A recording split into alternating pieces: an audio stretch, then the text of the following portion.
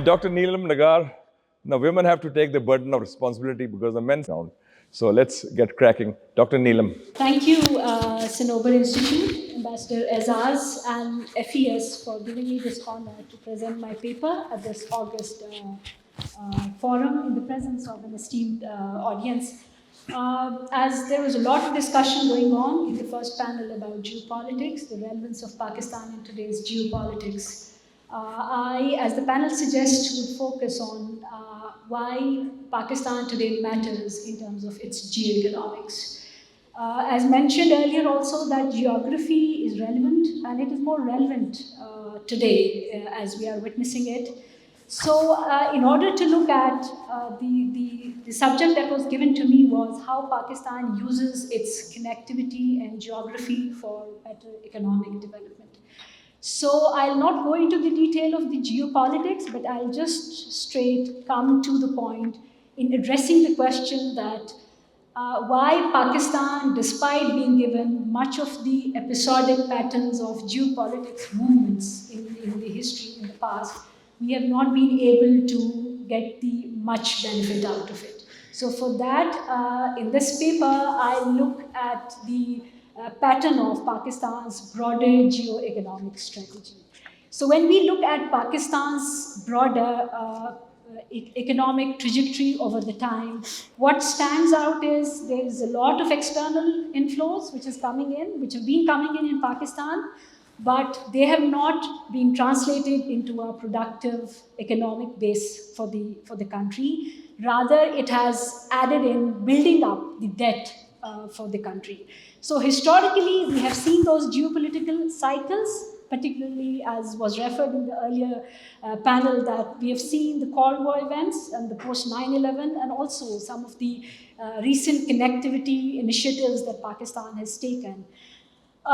In these moments have brought in significant external inflows, particularly in the form of aid, security-related assistance, and financial support. But once this geopolitical phases have ended, inflows have sharply declined.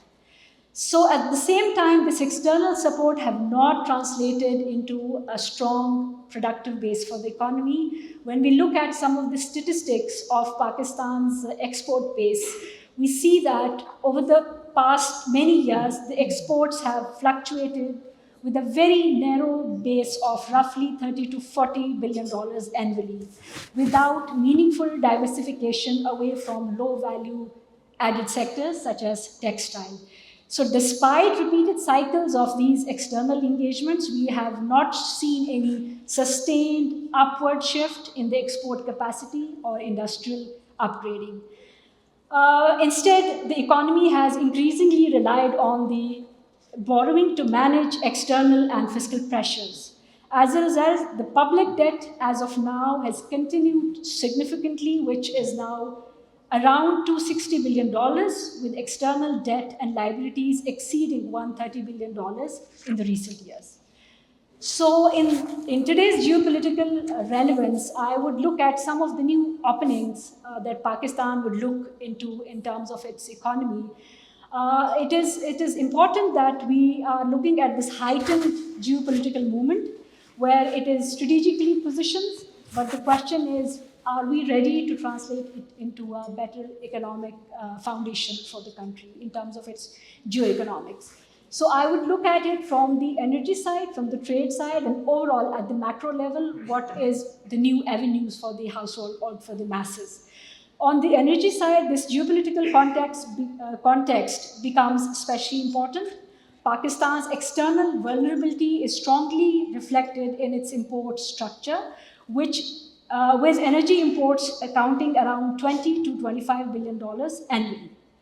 So in a region where energy routes, particularly through the Gulf and through the Strait of Hormuz, are increasingly shaped by geopolitical tensions, Pakistan's proximity to alternate energy corridors gains strategic value. So in this context, the Iran-Pakistan gas pipeline becomes more than just an infrastructure project. It becomes a geoeconomic opportunity emerging directly from this regional geopolitical shifts.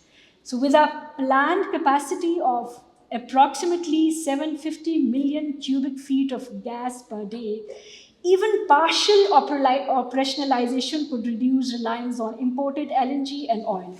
This would ease pressure on foreign exchange reserves, lower industrial energy costs, and improve competitiveness, particularly in energy intensive sectors like textile and manufacturing. Similarly, the same logic applies to the trade. Pakistan's bilateral trade and also its regional trade is not performing well in terms of its trade relations in the region. Particularly if you look at Pakistan-Iran economic relations, that remains below potential, with formal trade currently standing at just over $3 billion, largely constrained by sanctions and financial restrictions. However, geopolitical realignment and any easing of regional tensions directly affect the ability of states to access formal trade channels. At the same time, estimates suggest that informal border trade through Balochistan ranges from $1 to $3 billion, reflecting in pre-existing economic ecosystem that is only partially integrated into the formal structure. So the opportunity here is not just for expansion, but for strategically enabling and formalization of these trade avenues that are there. So importantly, these are all for macroeconomic gains that are there for Pakistan to get onto it. At the micro level, lower energy costs and improved trade access would directly enhance industrial competitiveness. As we have seen, our industrial competitiveness is lower at its threshold. So easing off any trade relationship or trade routes or energy routes would help in getting the economies of scale in terms of logistics, transport networks, warehousing, and local supply chains linked to cross-border trade and energy distribution. So these are important openings that are there for Pakistan to get into the geoeconomic opportunity out of this geopolitical relevance that we have. Now, what are the policy roadmap that are there for Pakistan to look into it? I would look at the policy frame into 3 time horizons. One is in the short term, the second is in the long term, medium term, and in the long term. At the short term, the priority is, I think, quite straightforward, as was mentioning earlier by the speakers, that it's important that we have the efficiency and credibility at our hand to get the benefit of the geoeconomic opportunity that is there. Pakistan already has core economic diplomacy institutions, such as at the Ministry of Foreign Affairs, at the Board of Investment, and the Trade Development and Authority of Pakistan. However, the issue is not the existence of these diplomacy, but they are largely activity driven rather than outcome driven that we have seen over the period of time. So the immediate reform priority is to link economic diplomacy to measurable results such as export growth, investment realization, and actual deal conversions for these institutions there. At the same time, ongoing reforms like FBI digitizations and the web-based online payments for online trade and RAST should not be just seen as technical upgrades, but they signal credibility on the part of government, both domestically and internationally. Conclude, we can. Yes, in the medium term and in the long term, it's all about institutional fragmentation. We have seen that at the long term, it's all important that we have a growing geoeconomics, a consolidated geoeconomic framework, and it's not something new. The direction is also always there.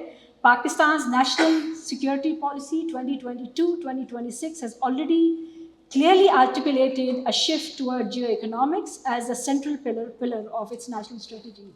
In that sense, the strategic direction has already been there at the policy level. However, the real challenge, and that one still exists today, lies in its operationalization. What is being missing is the vision, not the vision, rather the execution of these policies. And above all, and which goes without saying, that it is paramount important for Pakistan to address its macroeconomic fundamentals, particularly in addressing its taxation issues, its bringing the fiscal discipline, not just for the case of fulfilling the conditionalities of IMF, but for the overall economic health of the country. And that is what would define that we are in a position to translate geopolitical opportunity into a sustained and an inclusive development for the entire country. Thank you. Thank you.